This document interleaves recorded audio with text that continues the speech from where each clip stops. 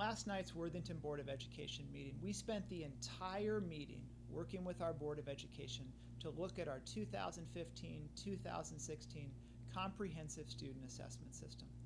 Assessment's a major driver in education today, but in Worthington we really believe in the power of assessing our students.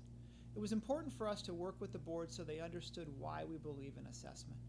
Assessment helps us to take this really messy process of teaching and learning and human development, and it helps us gauge, are we progressing towards our targets? For our students, when we assess a student, it just tells us, where are they on their own journey for learning? And those assessment results, our teachers are able to take those results and create individualized plans, personalized plans, so that all of our students grow and learn to their fullest potential. You see this process throughout life. In education, it's, what's the goal? And for us, that's the standards. And how are we going to get to that goal? And that's our Worthington course of study. And then, how do we work that plan towards the goal? That's what our classroom teachers do every day in the classroom. They're working the plan. But every so often, we have to stop. And we have to pause and reflect and look, how are we doing towards that plan? And that's what our assessment system does. And then we take those results and we create new plans based on those results so that we all grow and learn where we want to. It's important that our assessment system's in balance, which means we want as much teaching and learning time as possible in the classroom, and we want as little assessment time as possible, whatever the smallest amount of assessment time we can have to get the information that we need. Last spring, with the new Ohio assessments, the PARCC and the AIR assessments, we really felt like we were out of balance. We were spending too much time in assessment and not enough time in classroom instruction. Now, the state of Ohio has helped us in this process, and this year in our assessment system, the state assessment piece is a whole lot less than it was last year.